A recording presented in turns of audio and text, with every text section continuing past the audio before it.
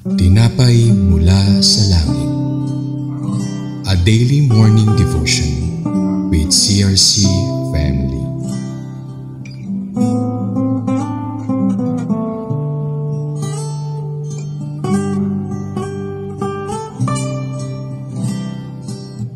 Isang mapagpalang umaga po sa ating lahat. Ako po si Pastora Chona Reyes ng CRC Batangas. Samahan niyo po ako sa pag-aaral ng salita ng Diyos sa pang-araw-araw na programang Tinapay mula sa langit. Ang pag-aaralan po natin ay mula sa aklat ng Deuteronomy chapter 24 verse 5, pinamagatang The Law Honoring Marriage.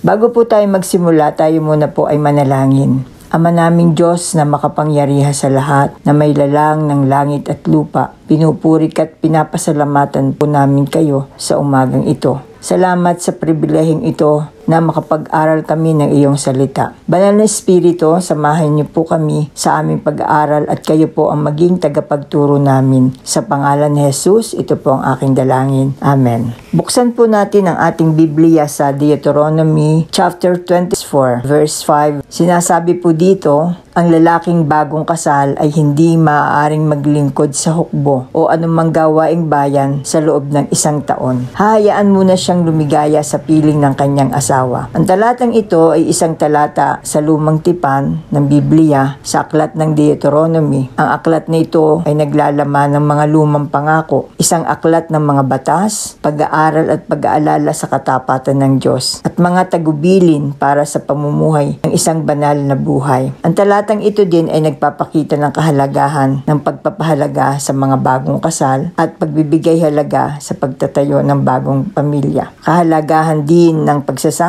bilang mga bagong kasal, kaya ang tagubilin ay hindi maaaring maglingkod sa hukbo o anumang gawaing bayan. Ang isang lalaking bagong kasal sa loob ng 1 taon ay hahayaan muna siyang lumigaya sa piling ng kanyang asawa upang makabuo din sila ng pamilya. Nagpapakita din ito ng pagmamahal at pag-aalaga ng Diyos sa tao, lalo na sa mga bagong kasal. Pagbuo ng matibay na pundasyon at isang tiyak na probisyon. Ang kasal ay isang sagrado at makabuluhang pangyayari sa isang lalaki at babae. Ito ay disenyo din ng Diyos para sa kasal ayon sa Genesis 2:24. Ito ang sinasabi, kaya't iiwan ng lalaki ang kanyang ama at ang kanyang ina at makikisama sa kanyang asawa at sila'y magiging isang laman. Symbolically, ang talatang ito ay maaaring bigyang kahulugan bilang isang representasyon ng kabanalan ng kasal at ang pangangailangan ng relasyon ng mag-asawa. Mahalaga ang pagmamahalan, pagdadamayan at suporta sa isa't isa sa loob ng pag-aasawa. Maglaan ng oras para sa isa't isa. Ang unang taon ng pag-aasawa ay isang mahalagang panahon upang magtayo ng matibay na pundasyon ng pagsasama. Maglaan ng oras sa mga aktibidad na maglalapit sa inyo sa isa't isa. Maglaan ng oras upang makipag-usap sa isa't isa tungkol sa mga bagay na mahalaga sa inyo. Maglaan din ng panahon upang mapalapit sa isa't isa. At higit sa lahat, ang Panginoon ang maging sentro ng pagsasama ng isang mag-asawa. Bilang konklusyon, binibigyan din dito ng kasagraduhan ng kasal, ang pagbuo ng isang matibay at matatag na pundasyon para sa relasyon ng mag-asawa. Pagsasama ng masaya at higit sa lahat, ang Panginoon ang maging sentro ng isang pagsasama bilang mag-asawa. Tayo po'y manalangin. Panginoon, salamat po sa katuruan mo patungkol sa law honoring marriage. Salamat din dahil naunawaan namin ang mga batas sa pag-aasawa at ang kahalagahan ng Panginoon ang maging sentro ng pagsasama bilang mag-asawa. Dalangin ko din po sa mga oras na ito ang nalalapit na eleksyon. Nawa po ay maging matalino ang bawat Pilipino sa pagpili sa mga karapat-dapat na mahalal sa eleksyong darating. Maraming salamat, Panginoon. Ito po ang aking dalangin sa pangalan ni Jesus. Amen. Patuloy po nating subaybayan